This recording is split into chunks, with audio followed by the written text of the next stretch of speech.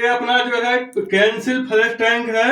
और जो अपना टाइल के ऊपर जो फ्लैश टैंक होता है वो क्या होता है कि दिखता है और देखने में बहुत ही खराब लगता है।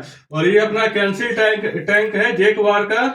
और यहाँ पे अपना इंग्लिश का भांडा लग जाएगा। इस भांडे के अंदर जो पानी जो जाएगा इसके अंदर से, इधर से भांडे के अंदर पानी आ जाएगा। इसका कैपेसिटी जो है 10 लीटर कैपेसिटी है। और इसका रेट और प्राइस जानना है तो कमेंट में लिखिए मीरा रोड सिविल वर्क। और ये आपके शहर में कितने का मिलता है ये हमें कमेंट में बताइए।